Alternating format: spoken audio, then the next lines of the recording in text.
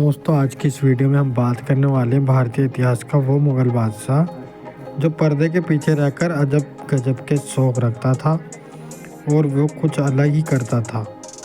आइए जानते हैं इस मुग़ल बादशाह के बारे में।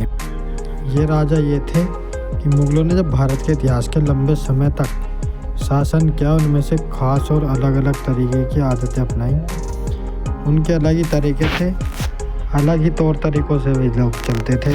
लेकिन बताते चले कि मुग़ल बादशाहों में से एक ऐसा बादशाह था जो पर्दे के पीछे कुछ ऐसे काम करता था जिनमें उसका तर्क कुछ अलग ही था और अनुशासन भी कुछ अलग ही था। आइए जानते हैं इसके बारे में। इसका नाम था हुमायूं। हुमायूं इतिहास में मुग़ल बादशाह के बारे में ऐसा कहा जाता है कि वह पर्दा करता था। बता दें कि वो एक तरह का पर्दा दरबार होता था और उसमें दरबार में एक पर्दा रखा हुआ था।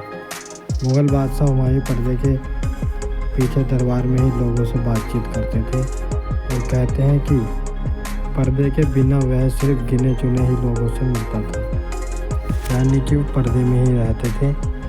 उन्हें कुछ ऐसा कहा जाता है कि शुरुआत इसलिए की गई थी इस चीज़ की क्योंकि यह बादशाह और प्रशासन के बीच सुरक्षा के लिए ठीक रहता था।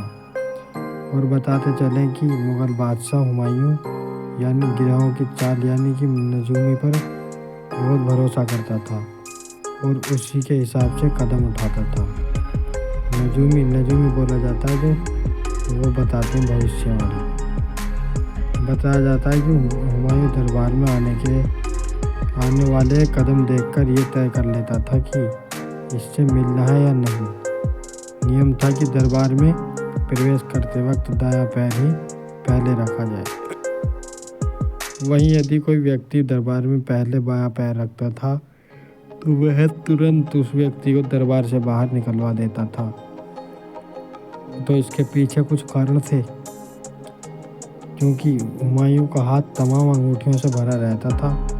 साथ ही उसने सप्ताह के 7 दिनों तक अलग अलग रंग की ड्रेस बनवाई थी और अलग अलग रंग की ड्रेस तय कर रही थी। वह दिन के हिसाब से इन्हें पहनता रहता था कि किस दिन को कौन सी पहननी है और कौन सी कब। तो ये थी हुमायूं राजा के बारे में कुछ रोचक तथ्य जो आज आपने इस वीडियो में जाने। Thanks for watching.